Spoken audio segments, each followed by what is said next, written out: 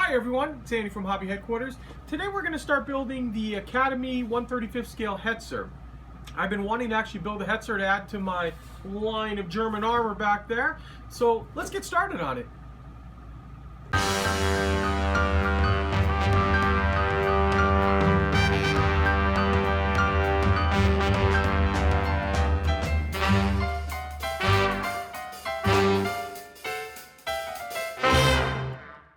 As we get started on construction, point out just a couple little things. First of all, it's a bathtub style hull, so the walls are already mounted in place, so you get a nice square surface to start off with. You don't have to worry about lining up anything. One thing I got really excited about as I was reading through the instructions, I saw the camouflage pattern, and it's the circle pattern that they put in there, and it kind of worried me at first because that's sometimes hard to mask off. But as I was digging through the box of stuff, I noticed Academy gave me this giant masking sheet. Now I know it's going to be kind of hard to see, but this has all been die cut with that pattern already inside of it. So I'm really excited about that because I wanted to do that circle pattern, but just thought, oh, that's going to be a lot of work. But with this thing right here, we'll be able to just take these masks, put them on, do our paint job, and come up with showing you the box art again, that circle pattern where there was like just circles after circles. So really excited about that.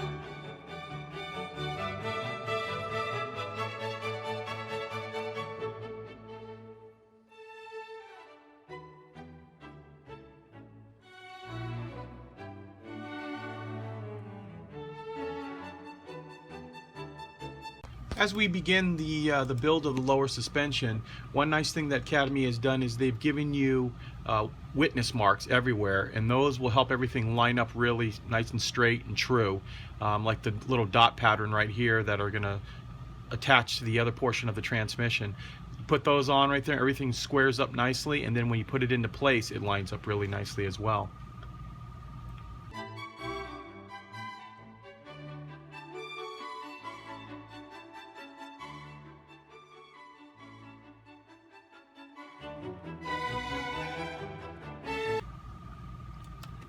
Now as we get to the suspension arms, I would advise not to glue them in immediately.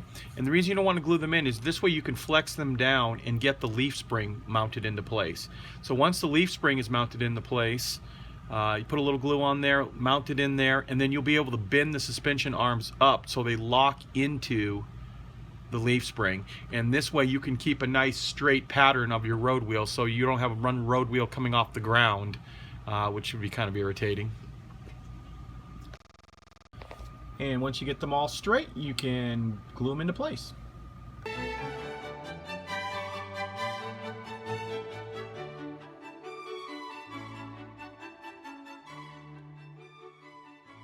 The road wheels all fit into place really easily. One thing you want to probably do at this point is to avoid gluing on the drive sprocket and the return idler, and I will show you why in a little while.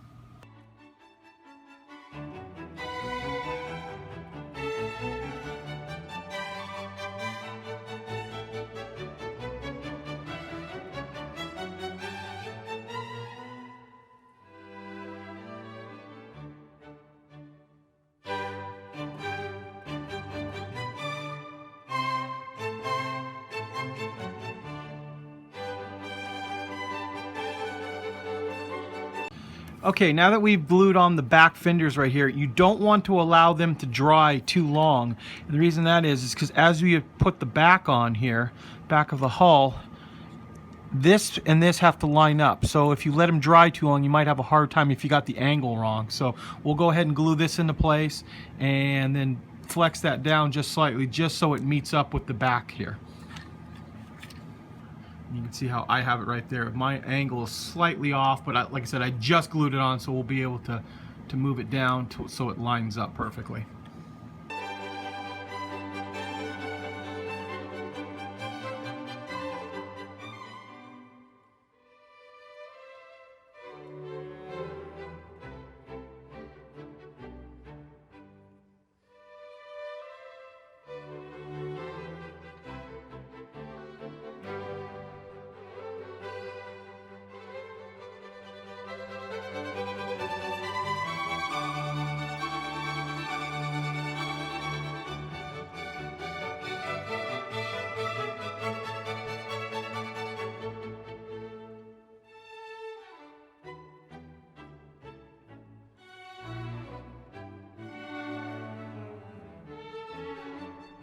Okay, as you watched me build the individuals there, what we're doing is we're just gluing on the length piece of track now that we've done the individual ones there, and getting all that on there. And then what I like to do is to give it one good kind of wet coat right down the middle of it.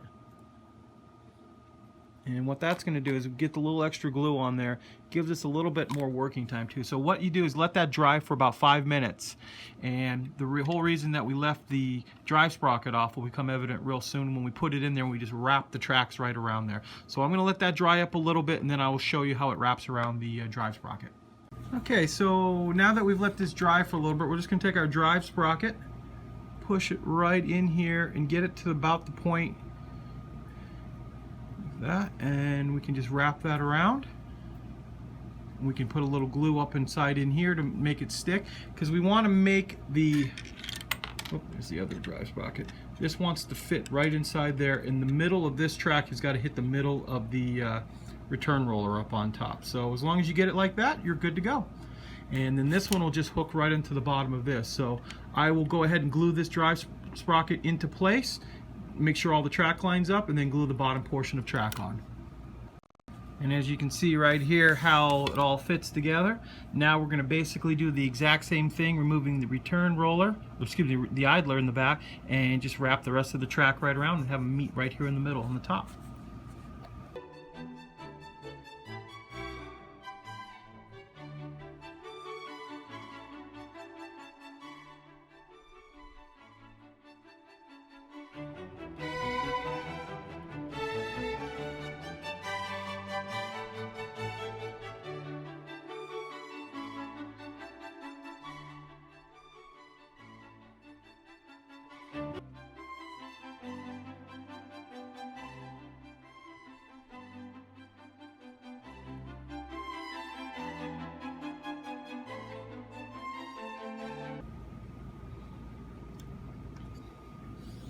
And the last little segment will pop right into here. You also may notice too that I haven't cleaned up the outer edges of all these little tracks. I found it much easier to clean them all up once they're all glued together. You can use a flat sanding stick to take off all that entire edge. Sanding them individually can be a lot of fun, especially holding on to those tiny little parts. So let's get this glued into place right here, and then we'll glue the top piece on. And here's our final assembly of the track. It only took about 20 minutes to do the side of it. I think it looks nice. It has a nice little sag has on each side of that. Looks really well. So I'm going to go ahead and do the other side right now, and we'll come back to mating the top of the chassis to the hull.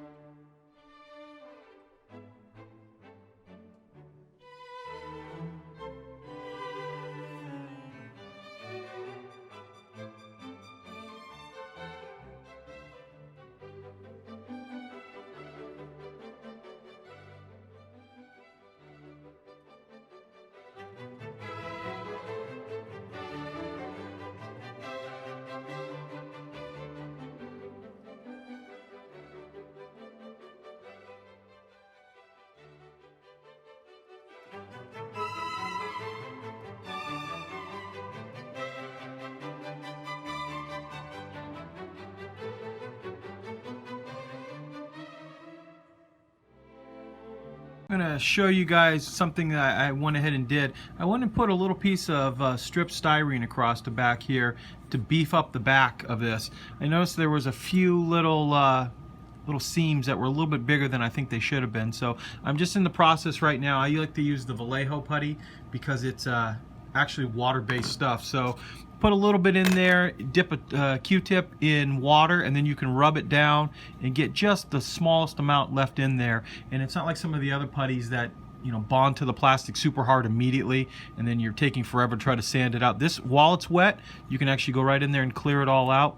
I'm going to do a little bit more work on it, but we got rid of, there was just a little bit too much of a kind of a weird looking seam right here and here, that, and actually now that I notice it, probably maybe even a slight bit more right here. So I'll go over with the putty and fill all those in. Plus we also went ahead and put our photo etch grill on the back too.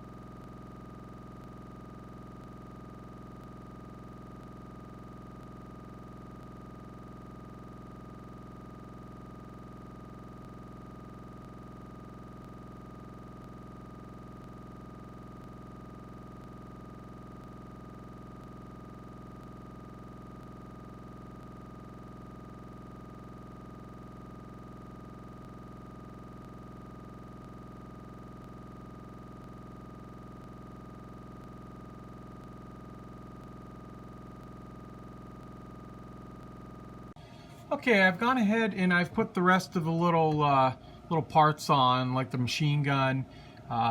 When it comes to the track racks here, what I actually did was only glue the bottom so we can paint it, lift this up, slide the piece of track inside of it, and then we'll be able to glue it right back down. And did the same thing on the back too here. We went and finished puttying all the little different areas that I was talking about earlier. So first thing we're going to do right now is we're going to put a coat of flat black on it, or NATO black, and this is going to tell us if we have any flaws anywhere before we go forward with the paint job. It's also going to act as our shadow coat as well. Okay, I've gone ahead and put the NATO black coat on, and pretty happy with the fill and all the other parts on it. So we're going to go ahead and shoot the model with XF60, the dark yellow, and that'll be our base coat for doing the camouflage.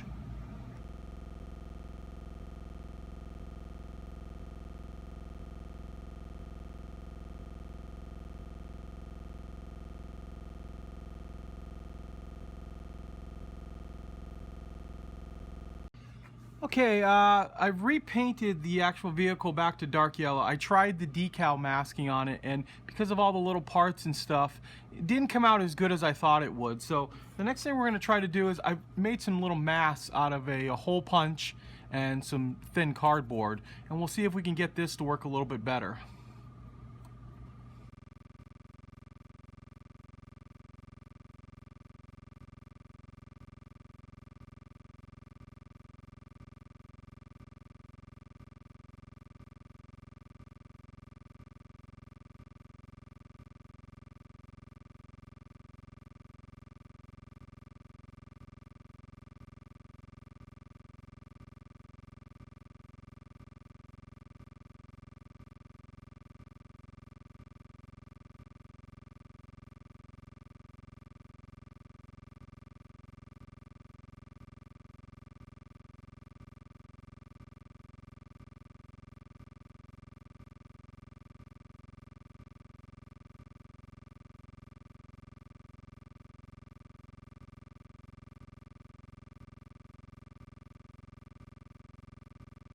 Okay, I've gone ahead and finished up doing that pattern all across the vehicle, plus I painted the first and last main road wheel in green too to match some of the pictures that we've seen. So this will be the first coat of the green, and actually now we'll start doing the red-brown and kind of put more stripes and stuff onto it.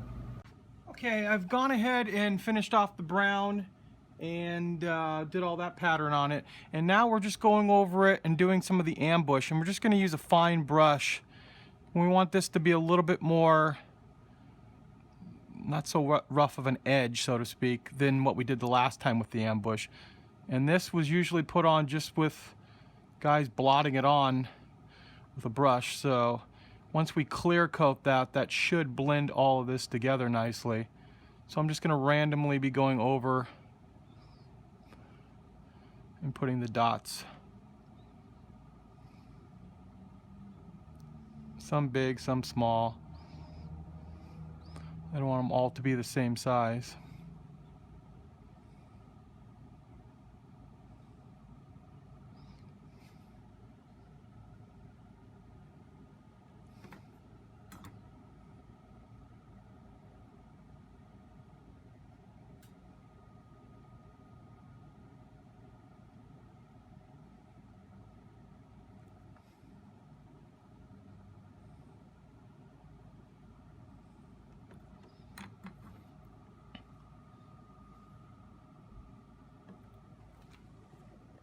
Okay, we've let the clear coat dry for a little while, and now we have our decals. And there's not a lot of markings on this vehicle, but we do want to have at least something on here because they did have it on there. So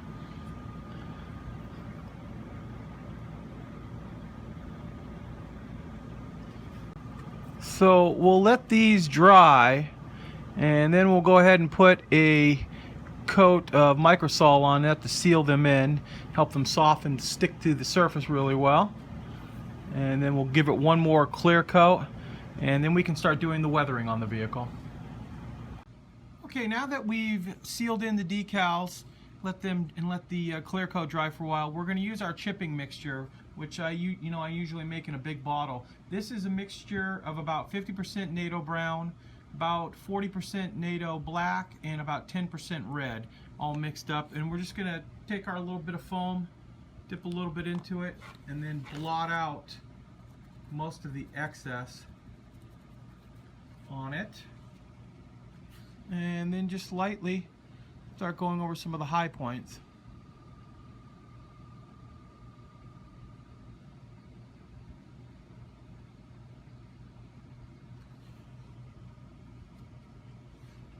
And any other places you want to have scratches show up.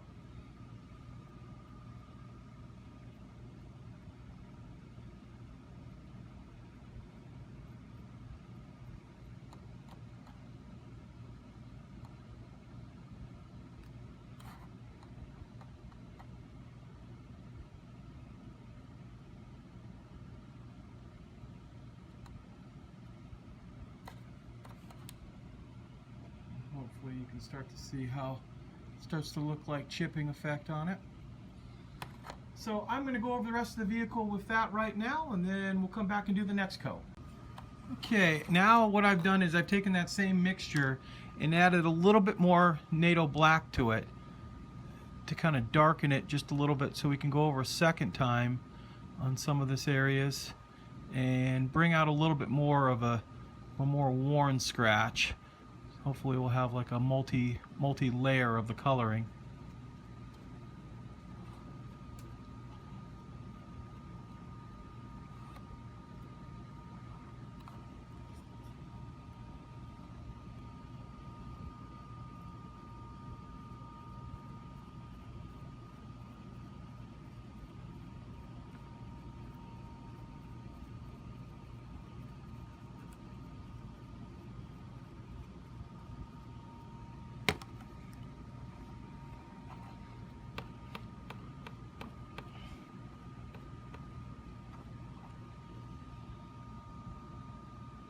So I'm going to start doing some more of that throughout the rest of the vehicle. Okay, I finished up doing the chipping. Kind of went a little bit more than I normally do on, but I wanted to give it a try. I think it actually looks pretty good this way. So the next thing we're going to work on is going to be the tracks. Get those all dirtied up, and as usual we'll be using our light sienna and desert dust as a fixture to start putting it on the weathering on the track. So I'll show you how to do that. Okay, starting off we're going to just use a little bit of the desert dust wash and kind of saturate the track.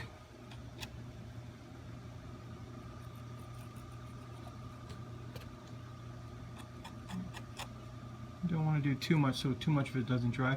And then just using the same brush, just dip it right into the light sienna and just start forcing it into all the little nooks and crannies in there.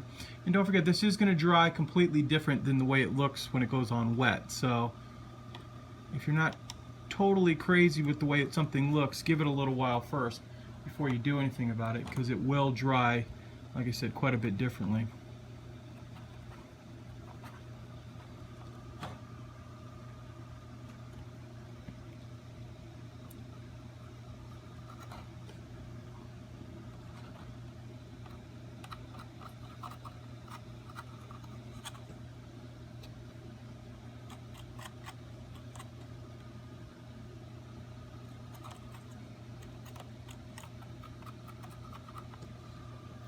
Okay, we're going to let that dry and we'll come back to it in a few minutes. And once that starts to dry, we're just going to take a regular number 2 pencil and just highlight the tops of each one of those cleats.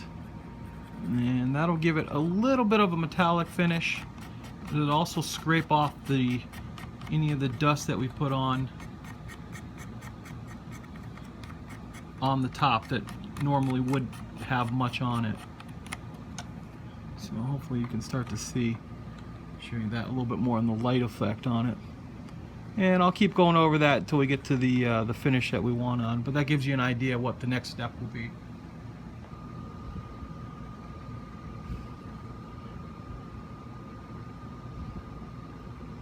Here I'm using just a really dark gray, almost black wash.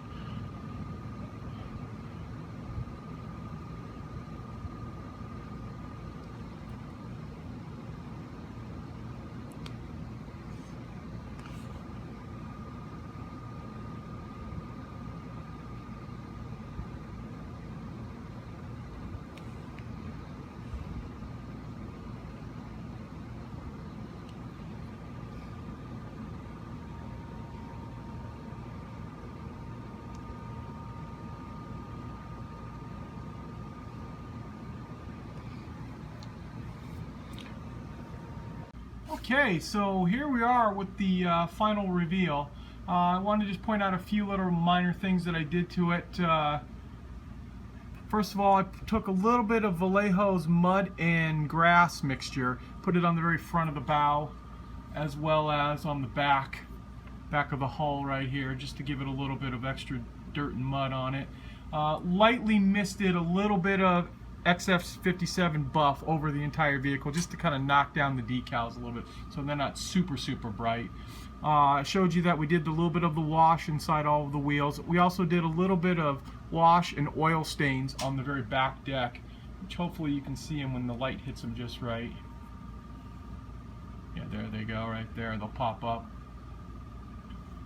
So I just want to tell you, this kit was super easy to build, very nicely detailed. You can easily build in a day and then get right to painting, which is something I certainly appreciate. The kit retails for about $40 in the United States, and it's also one of the few Hetzers actually on the market right now. So it's a definite recommend on my part that if you're looking for a Hetzer, nice late war vehicle, that you can build this one up, and like I said, easy to build and a lot of fun. So as usual, I appreciate you watching the videos, and please stay tuned because I have many more coming.